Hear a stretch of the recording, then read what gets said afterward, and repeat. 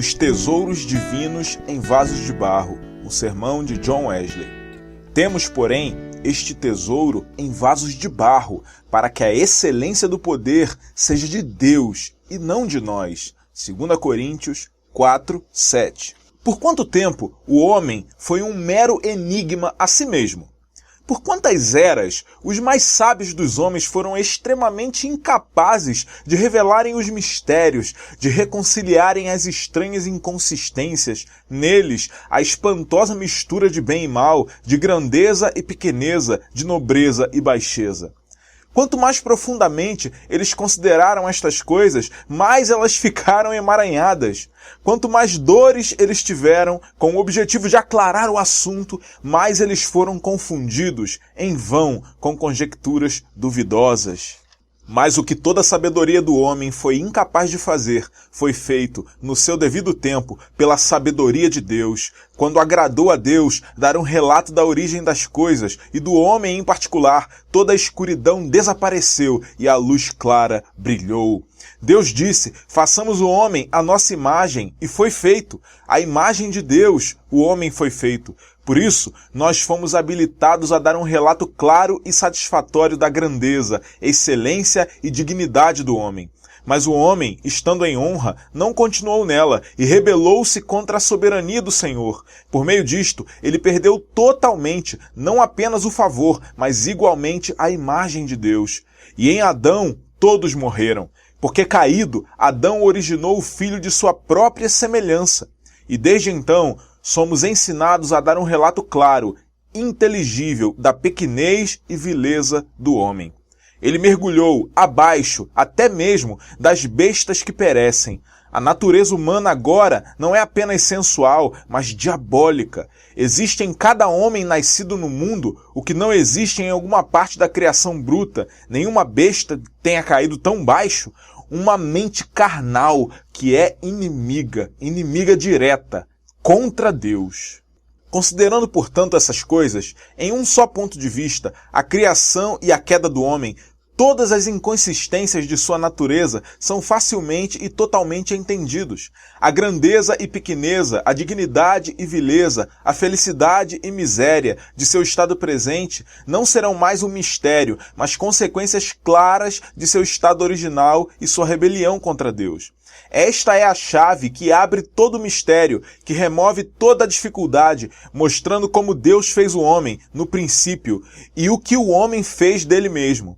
É verdade que ele pode recuperar uma medida da imagem de Deus, por meio da qual ele foi criado. Mas, ainda assim, o que quer que nós recuperemos, nós teremos este tesouro em vasos de barro. Com o objetivo de termos uma clara concepção disto, nós podemos inquirir, em primeiro lugar, qual é o tesouro que agora temos? Em segundo lugar, considerarmos como nós temos este tesouro em vasos de barro. Em primeiro lugar, vamos inquirir, qual é este tesouro que os crentes cristãos têm? Eu digo os crentes porque é destes que o apóstolo diretamente está aqui falando. Parte disto eles têm em comum com outros homens, no que resta da imagem de Deus. Será que nós podemos incluir aqui um princípio imaterial, uma natureza espiritual dotada de entendimento e afeições e um grau de liberdade, de automovimento, sim, e poder autônomo? Do contrário, seríamos meras máquinas, mercadorias e pedras? Será que podemos incluir tudo que vulgarmente é chamado de consciência natural, implicando algum discernimento da diferença entre moral boa e má, com o beneplácito de uma e a desaprovação da outra, através de um controlador interior, desculpando ou acusando? Certamente, se isto é natural ou acrescido pela graça de Deus, é encontrado pelo menos em algum grau pequeno em todos os filhos do homem. Alguma coisa disto é encontrada em todo o coração humano, um parecer concernente a bem e mal, não apenas em todos os cristãos, mas em todos os maometanos, todos os pagãos, sim, e dos mais vis dos selvagens. Será que nós podemos acreditar que todos os cristãos, embora nominalmente tais, têm algumas vezes, pelo menos, algum desejo de agradar a Deus, assim como alguma luz concernente ao que realmente agrada a Ele e algumas convicções quando eles estão conscientes de tê-lo desagradado? Tais tesouros todos os filhos dos homens têm, mais ou menos, mesmo quando eles ainda não conhecem a Deus. Mas não são destes dos quais o apóstolo está aqui falando. Nem este é o tesouro objeto do seu discurso. As pessoas concernentes às quais ele está aqui falando são aquelas que são nascidas de Deus, aquelas que, sendo justificadas pela fé, têm agora redenção no sangue de Jesus, até mesmo o perdão dos pecados, aquelas que desfrutam daquela paz de Deus que ultrapassa todo o entendimento, cujas almas magnificam o Senhor e se regozijam nele com alegria inexprimível e que sentem o amor de Deus espalhado por todos os seus corações através do Espírito Santo que foi dado a eles. Então, este é o tesouro que eles têm recebido, a fé da intervenção de Deus, a paz que os coloca acima do medo da morte e os capacita em todas as coisas a estarem satisfeitos, uma esperança completa da imortalidade, por meio da qual eles já testaram dos poderes do mundo que há de vir. O amor de Deus espalhado em seus corações com o amor a todo filho do homem e uma renovação na imagem total de Deus, em toda retidão e santidade verdadeira. Este é propriamente e diretamente o tesouro concernente a que o apóstolo aqui está falando. Mas isto, inestimável como ele é, nós temos guardado em vasos de barro. A palavra é espantosamente apropriada, denotando tanto a fragilidade dos vasos quanto a insignificância do material de que eles são feitos. Ela diretamente significa o que denominamos produtos de cerâmica, porcelana chinesa e assim por diante. Quão fracas, quão facilmente são quebradas em pedaços. Exatamente assim é o caso com os cristãos santos. Nós temos o tesouro divino em corpos terrenos, mortais, corruptíveis. Tu és pó, disse o justo juiz às suas criaturas rebeladas, até então incorruptíveis e imortais, e ao pó retornarás. Quão elegantemente, mas com que mistura de luz e trevas, o poeta pagão toca sobre essa mudança. Depois do homem ter furtado o fogo etéreo dos céus, que símbolo de conhecimento proibido! Aquele exército desconhecido de destruição, febres, doenças, dores de toda espécie, fixou seu acampamento junto à terra, o que, até então, eles nem poderiam ter entrado, mais do que poderiam ter ascendido aos céus, e tudo visou introduzir e pavimentar o caminho para o último inimigo, a morte. Desde o momento em que aquela sentença terrível foi pronunciada, o corpo recebeu a sentença da morte em si mesmo, senão do exato momento em que nossos primeiros antepassados completaram sua rebelião comendo do fruto proibido. Nós não podemos, provavelmente, conjecturar que havia alguma qualidade naturalmente nisto e que lançou as sementes da morte no corpo humano, até então incorruptível e imortal? Seja como for, o certo é que, desde este tempo, o corpo corruptível pressionou a alma para baixo. E não é de se admirar vendo que a alma, durante sua união vital com o corpo, não pode manifestar alguma das suas operações, qualquer outra, do que em união com o corpo, com seus órgãos corpóreos. Mas todos estes estão mais aviltados e depravados através da queda do homem, do que podemos possivelmente conceber, e o cérebro, do qual a alma mais diretamente depende, não menos do que o restante do corpo. Consequentemente, se estes instrumentos por meio dos quais a alma opera estão desordenados, a própria alma deve ficar oculta em suas operações. Mesmo um músico, sempre tão habilidoso, irá compor uma música pobre se seus instrumentos estiverem fora do tom. De um cérebro desgovernado, tal como é mais ou menos aquele de todo filho do homem, necessariamente surgirá compreensões confusas, mostrando a si mesmas em milhares de instâncias, julgamento falso, o resultado natural delas e inferências errôneas, e destas, inumeráveis equívocos se seguirão, a despeito de toda preocupação ou precaução que possamos ter. Mas erros no julgamento irão frequentemente dar oportunidade a erros na prática.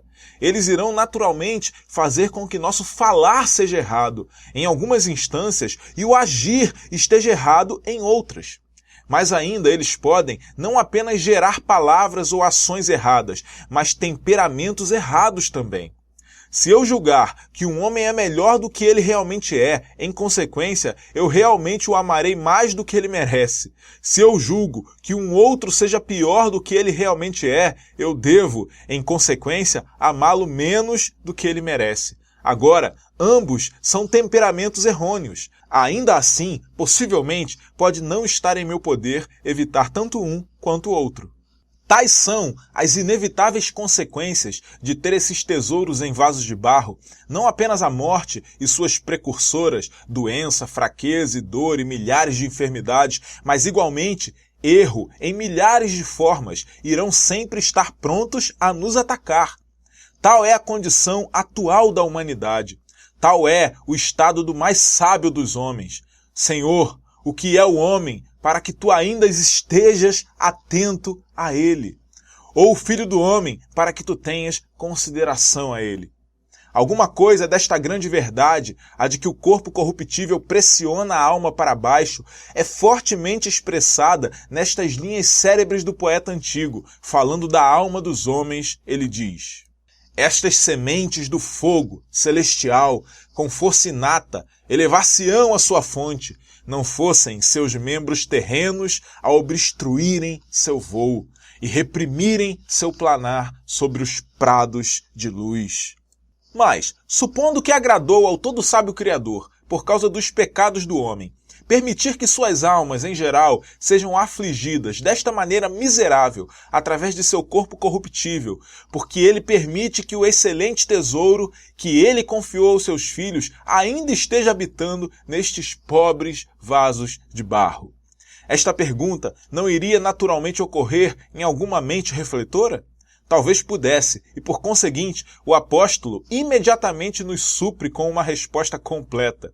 Deus tem feito isto para que a excelência do poder possa ser de Deus e não de nós.